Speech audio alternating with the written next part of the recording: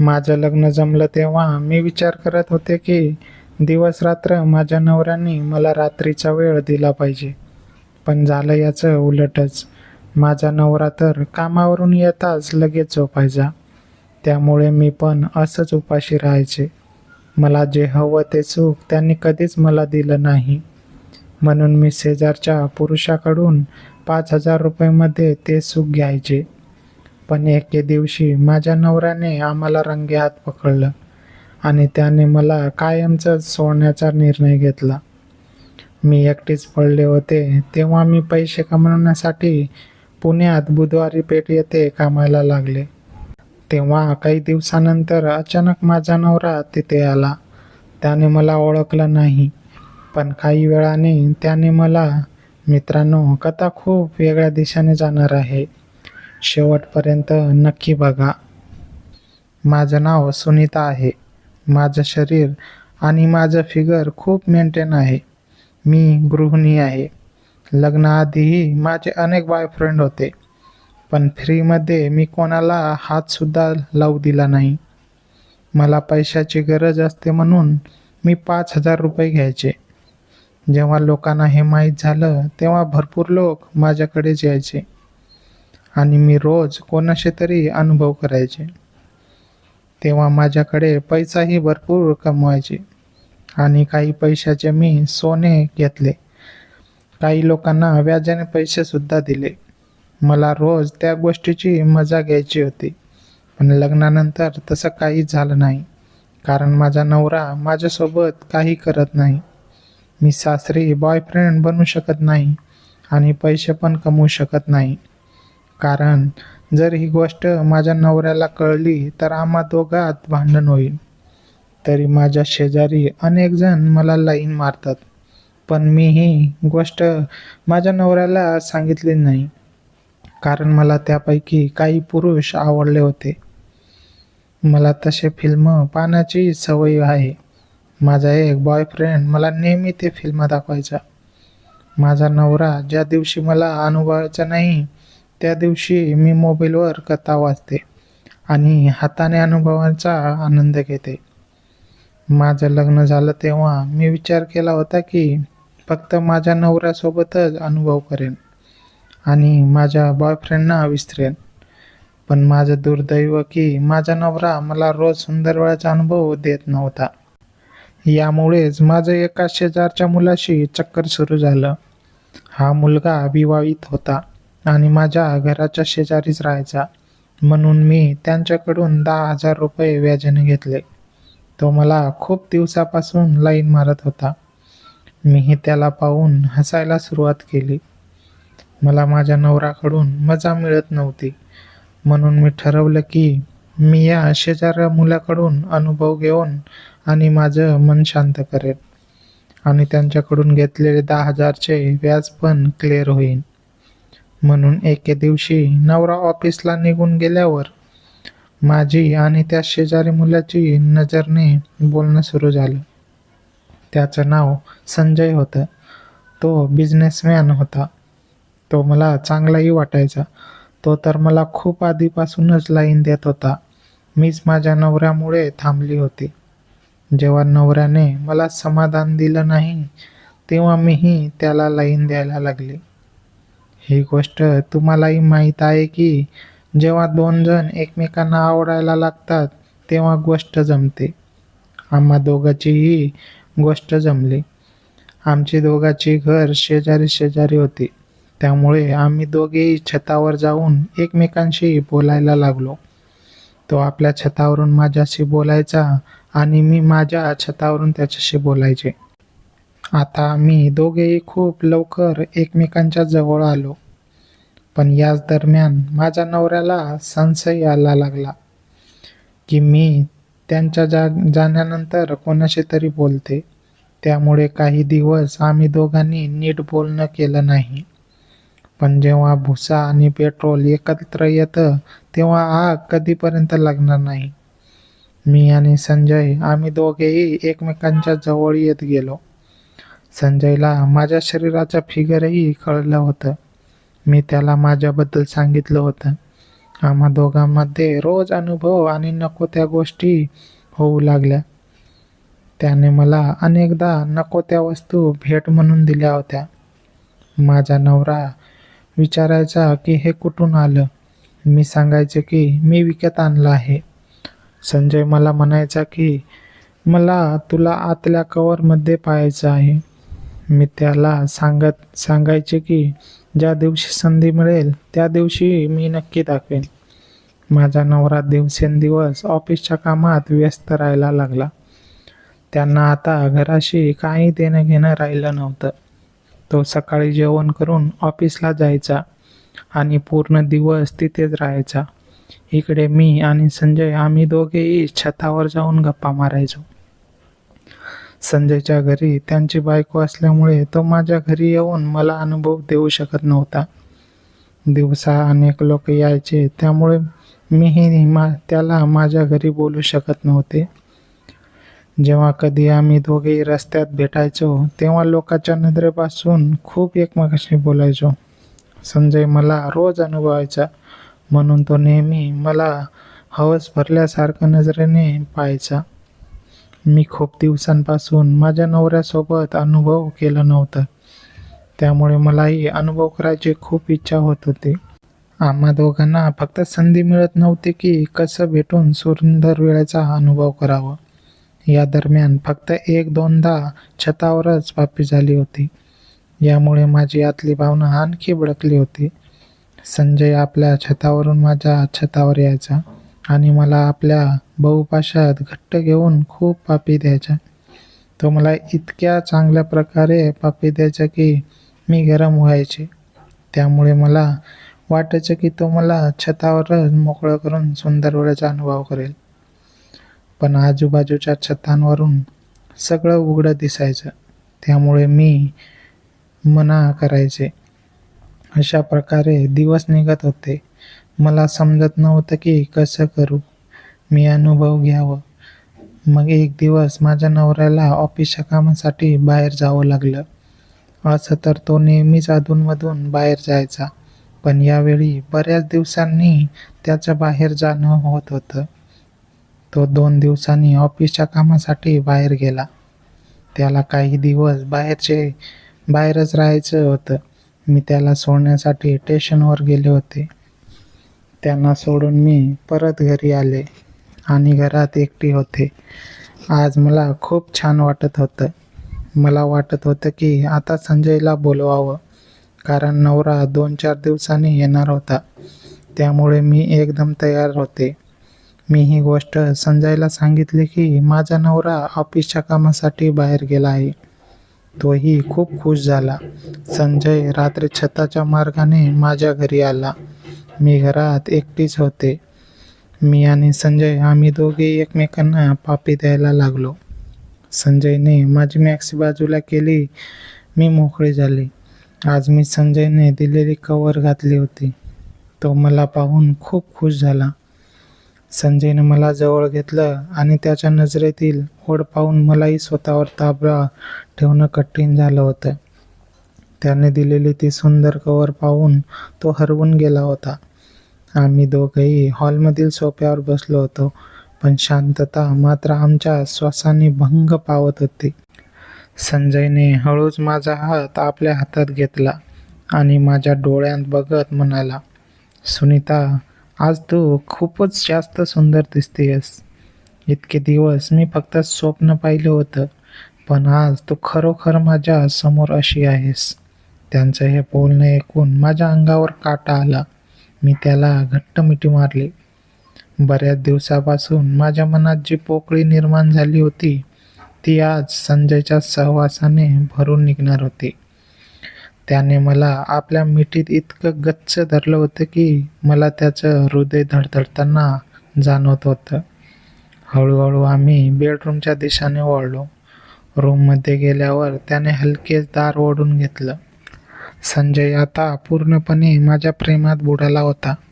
त्याने मला बेडवर बसवलं आणि माझ्या केसांतून हात फिरवायला सुरुवात केली.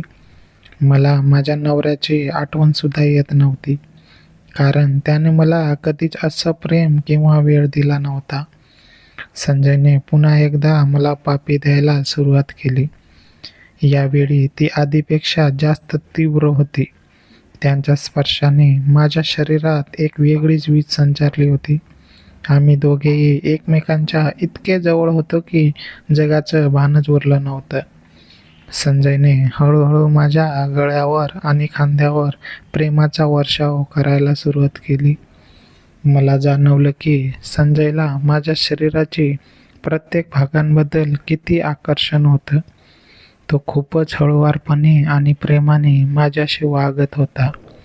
रात्र वाढत होती आणि बाहेरचा गारवा वाढला होता. पण आमच्या खोलीत मात्र एक वेगळीच उष्णता निर्माण झाली होती. संजयने मला पूर्णपणे आपल्या कवेत घेतलं आणि आम्ही दोघेही त्या सुंदर वेळेचा आनंद घेऊ लागलो. संजयने मला हवं असलेलं ते सुख आणि समाधान द्यायला सुरुवात केली होती, ज्यासाठी मी इतके दिवस तडफडत होते. आम्ही दोघेही एकमेकात गुंतून गेलो होतो. त्या रात्री संजयने मला जाणीव करून दिली की खरंच सुख काय असतं. तासनतास आम्ही त्या सुंदर अनुभवात बुडालेले होतो. जेव्हा सगळं शांत झालं तेव्हा मी संजयच्या छातीवर डोकं ठेवून पडले होते. त्याने माझ्या कपाळावर पापी दिली आणि म्हणाला, "सुनीता, मी तुला कधीच विसरणार नाही." मलाही त्या क्षणी खूप समाधान मिळालं होतं.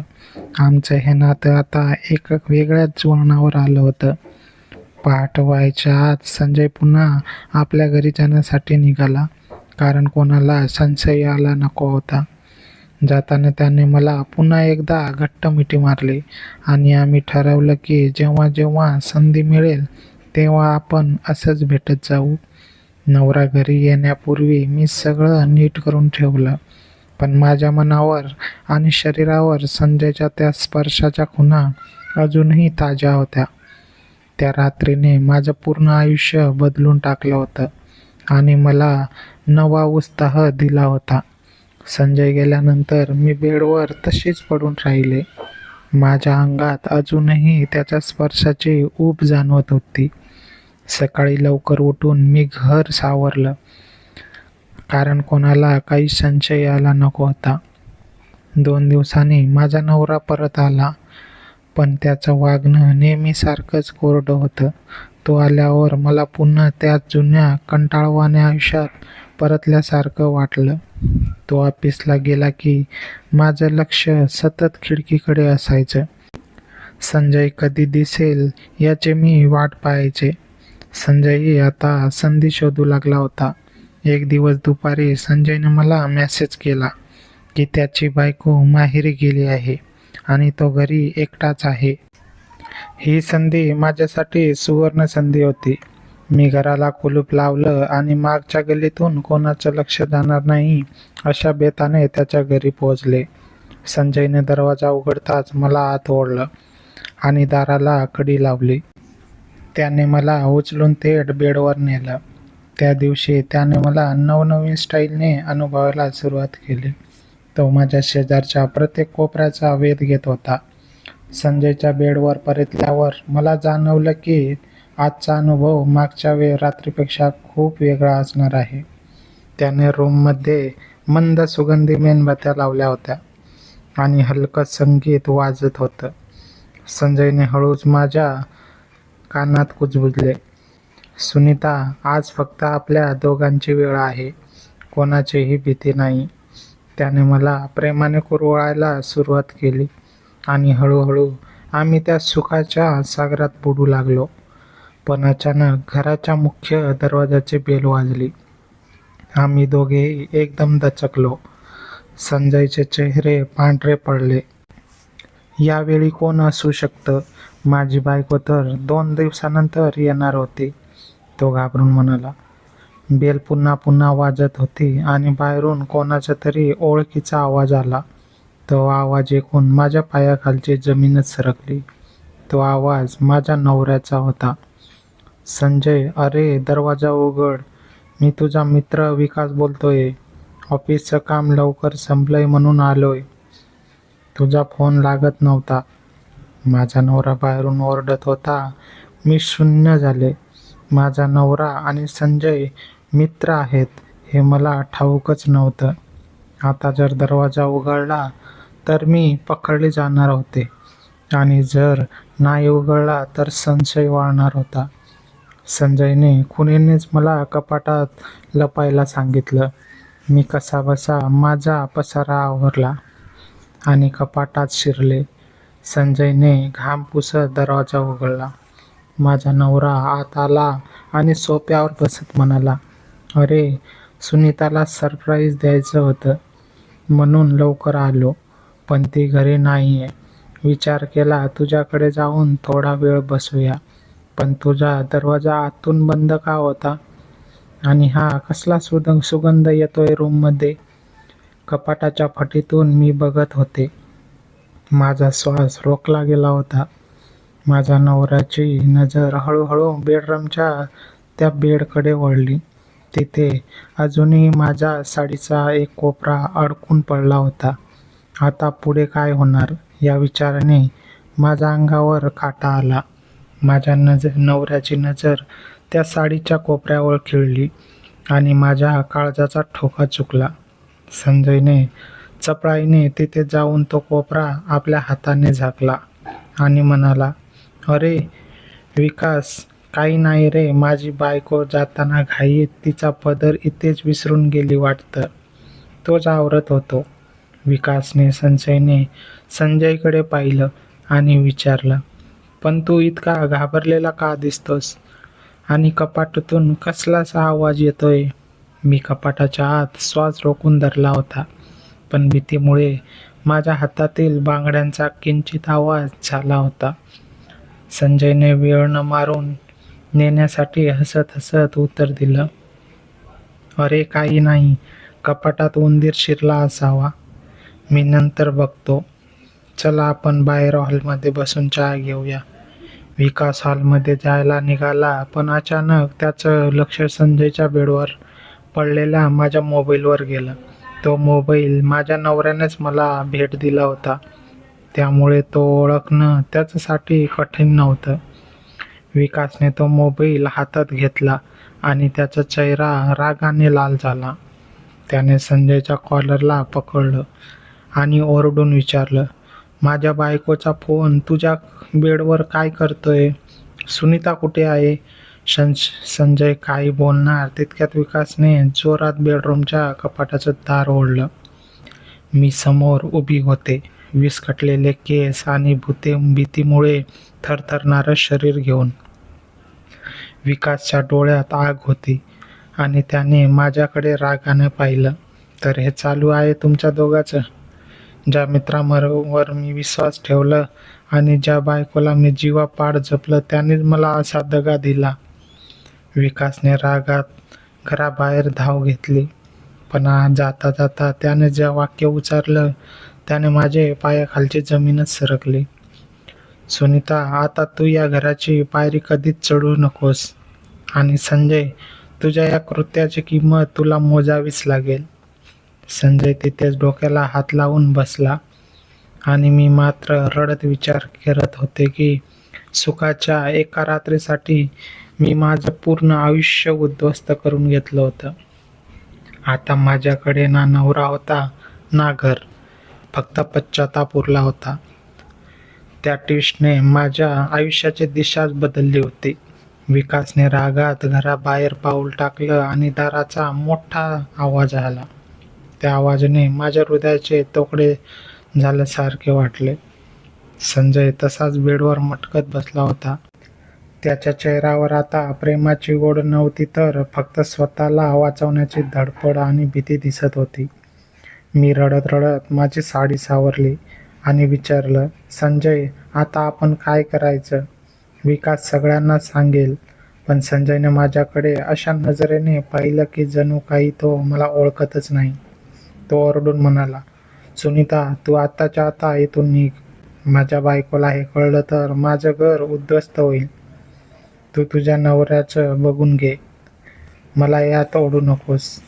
ज्या माणसाने थोड्या वेळापूर्वी मला सुखाचे स्वप्न दाखवले होते, तोच आता मला परक्यासारखे वागवत होता. मी सुन्न अवस्थेत संजयच्या घरातून बाहेर पडले. रस्ते ओळखीचे होते, पण आज प्रत्येक नजरेत मला टोमणे जाणवत होते. मी माझ्या घराच्या दरवाजापाशी गेले, पण तिथे कुलूप होतं. विकासने घराची चावी सोबत नेली होती आणि माझा फोन तर संजयच्याच घरी राहिला होता. माझ्याकडे ना पैसे होते ना जागा. मी तिथेच पायरीवर बसून रडू लागले. आज मला त्या दिवसाची आठवण झाली, तेव्हा मी पैशासाठी लोकांकडे जायचे. तेव्हा किमान माझ्याकडे स्वतःचे पैसे आणि दागिने तरी होते. पण आज एका चुकीच्या निर्णयामुळे मी रस्त्यावर आले होते. रात्रीचे 9 वाजले तरी विकास परतला नव्हता. अचानक एक गाडी घरासमोर थांबली. मला वाटलं विकास असेल, पण गाडीतून विकासची आई म्हणजे माझी सासू आणि त्याचे काही नातेवाईक उतरले. त्यांच्या चेहऱ्यावरचा राग बघून मला समजलं की विकासने सगळं काही घरी सांगितलं आहे. सासूबाईंनी जवळ घेऊन माझ्या श्रीमुखात बडकावली आणि म्हणाल्या, "आमच्या खानदानाला काळिंबा फासवलीस तू. निघून जा इथून. पुन्हा या गल्लीत दिसली तर तुझे पाय तोडून टाकू." त्यांनी माझं थोडंफार सामान बॅगेत भरून बाहेर फेकून दिलं.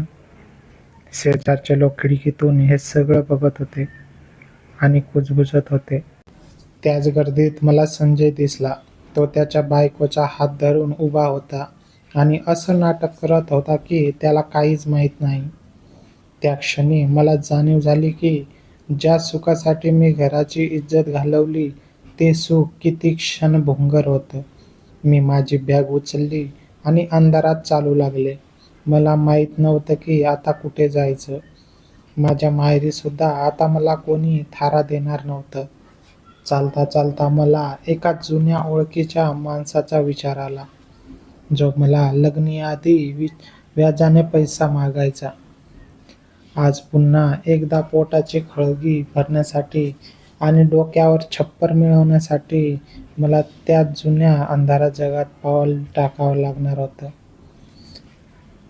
हा प्रश्न मला छळत होता. रात्रभर मी रेल्वे स्टेशनवर बसून राहिले. सकाळी मी ठरवलं की आता रडून उपयोग नाही. मला स्वतःचा मार्ग स्वतःच शोधावा लागेल.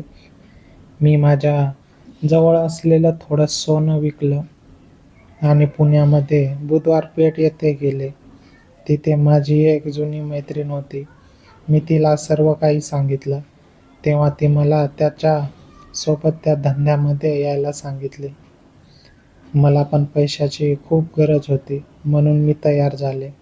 मी बुधवार पेठेच्या त्या जुन्या कुबट वास येणाऱ्या खोलीत पाऊल टाकलं आणि माझ्या काळजात धस्स झालं. एकेकाळी मी माझ्या अटीवर माझ्या मर्जीने हे सगळं करायचे, पण आज परिस्थिती मला इथे आणून सोडलं होतं. माझी मैत्रीण कोमलने मला आरशासमोर बसवलं आणि म्हणाली, "सुनीता, आता रडून काहीच होणार नाही. हे रूपच आता तुला 2 वेळेची भाकरी देईन." मी आरशात स्वतःला पाहिलं. डोळ्याखाली काळी वर्तुळ आली होती, पण शरीर अजूनही तसंच मेंटेन होतं. मी विचार केला, ज्या शरीरासाठी संजयने मला फसवून सुख दाखवलं आणि नवऱ्याने मला वारंवार नाकारलं, त्याच शरीराच्या जोरावर मी आता पुन्हा उभी राहीन. कोमलने मला एक भडक रंगाची साडी आणि डार्क मेकअप करायला लावला. रात्रीची वेळ झाली आणि बाहेर ग्राहकांची वर्दळ सुरू झाली. प्रत्येक वेळी जेव्हा कोणी माझ्या खोलीचं दार उघडायचं, तेव्हा मला विकासचा चेहरा आठवायचा.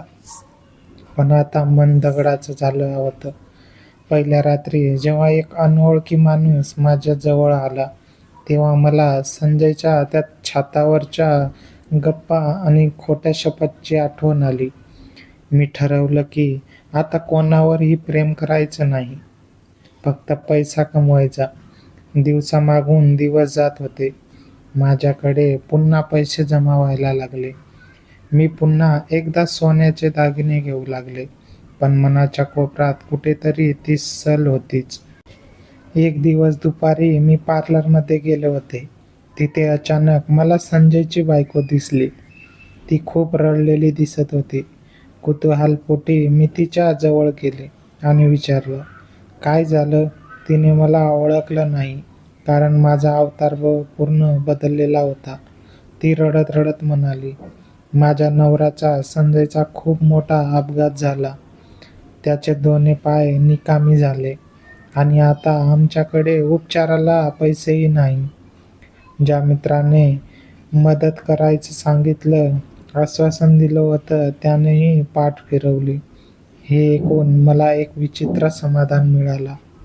नियतीने त्याचा हिशोब चुकता केला होता. मी माझ्या पर्समधून 5,000 रुपये काढले आणि तिच्या हातात टेकवले. तिने आश्चर्याने माझ्याकडे पाहिलं. तेव्हा मी फक्त इतकंच म्हणाले, हे घ्या आणि तुमच्या नवऱ्याला सांगा की ही व्याजाची परतफेड आहे. तिथून बाहेर पडताना मला खूप हलकं वाटलं. विकासचं काय झालं असेल हे शोधण्याचा मी प्रयत्न केला. तेव्हा कळलं की त्याने दुसरं लग्न केलं आहे आणि तो सुखात आहे. मला वाईट वाटलं नाही, कारण त्या घराची मी कधीच नव्हती. आता मी बुधवार पेठेतली फक्त एक देहविक्रेती उरले नव्हते, तर मी तिथल्या गरजू स्त्रियांना व्याजाने पैसे देऊन छोटासा व्यवसाय सुरू केला होता. लग्नानंतर जे सुख मला मिळालं नाही, ते आता मला स्वाभिमानाने, जरी मार्ग वेगळा असले तरी जगण्याचा मिळत होता. आज मी पुन्हा तीच जुनी सुनीता झाले होते, जिला कोणा पुरुषाच्या आधाराची गरज नव्हती. उलट पुरुषच माझ्याकडे आशेने यायचे. माझं आयुष्य एका वर्तुळासारखं पूर्ण झालं होतं. जिथून सुरुवात झाली होती तिथेच मी पुन्हा आले होते. पण यावेळी माझ्याकडे अनुभवाची शिदोरी आणि स्वतःचं अस्तित्व होतं. एके दिवशी रात्रीची वेळ होती. बाहेर पावसाची रिपझिप सुरू होती आणि बुधवार पेठेतल्या त्या गल्लीत नेहमीप्रमाणे ग्राहकांची वर्दळ होती. मी माझ्या खोलीत बसून पैशांचा हिशोब करत होते. इतक्यात कोमलने दार ठोठावलं आणि म्हणाली, सुनीता, एक नवीन गिराईक आलाय. खूप श्रीमंत वाटतोय आणि त्याने खास तुलाच भेटण्याची इच्छा व्यक्त केली आहे. मी नेहमीप्रमाणे माझा पदर सावरला. डोळ्यात गडद काजळ भरलं आणि स्वतःला आरशात पाहून बाहेर आले. हॉलमध्ये मंद प्रकाश होता आणि तिथे एक माणूस पाठ फिरून बसला होता. मी त्याच्या जवळ गेले आणि हलक्या आवाजात विचारलं, बोला, काय हवंय? तो माणूस जसा वळला तसा माझ्या काळजाचा ठोकाच चुकला. तो दुसरा कोणी नसून माझा नवरा विकास होता. त्याला इथे पाहून मी क्षणभर थक्क झाले. माझ्या पायाखालची जमीनच सरकली. मी विचार केला की जो माणूस मला चरित्र्यावरून घराबाहेर काढतो, जो मला उलटा म्हणून हिणवतो, तोच आज स्वतःची तहान भागवण्यासाठी याच गल्लीत आला आहे. पण पुढच्या क्षणी मला जाणवलं की त्याने मला ओळखलं नव्हतं. इथल्या भडक मेकअपमुळे आणि अंधारामुळे माझा चेहरा त्याला वेगळा वाटत होता. विकास माझ्याकडे अगदी हावरणेपणाने पाहत होता, जसं तो कधीच माझ्याकडे घरी पाहायचा नाही. त्याने खिशातून 5,000 रुपये काढले आणि माझ्या समोर धरले. मला हसावं की रडावं हेच कळेना, कारण ज्या 5,000च्या बदल्यात मी कधी काळी बाहेर पुरुष शोधायचे, तेच पैसे आज माझा स्वतःचा नवरा मला द्यायला उभा होता.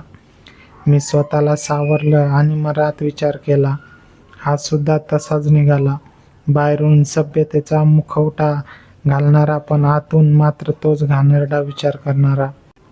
मी मुद्दाम आवाज बदलून त्याला जवळ बोलावलं. तो माझ्या शरीराकडे अशा नजरेने बघत होता की मला त्याची घृणा वाटू लागली. त्याने माझा हात धरला आणि म्हणाला, खूप दिवसांपासून मनावर खूप ताण होता. आज शांत व्हायचं आहे. मला त्याचं हे बोलणे ऐकून कळून चुकलं की तो इथे फक्त वाचण्यासाठी आला होता. मी त्याला बेडवर बसवलं आणि हळूच त्याच्या जवळ जाऊन बसले. मला भीती होती की जर त्याने मला ओळखलं तर काय होईल. पण तो इतका धुंद होता की त्याला फक्त समोरच्या शरीराशी देणं घेणं होतं. मी ठरवलं की आज याला असा धडा शिकवायचा की तो पुन्हा कधी या गल्लीत पाऊल टाकणार नाही. मी त्याच्या गळ्यात हात टाकले आणि त्याच्या कानात पुटपुटले, विकास, ओळखलं का मला? हे 1 तास तो एकदम ताठ झाला. मित्रांनो, पुढे जे झाले ते मी तुम्हाला भाग 2 मध्ये सांगणार आहे. कारण कथा खूपच मोठी झाली आहे. मित्रांनो, पुढे कथा खूपच वेगळ्या दिशेने जाणार आहे. त्यासाठी जास्तीत जास्त कमेंट करा. धन्यवाद.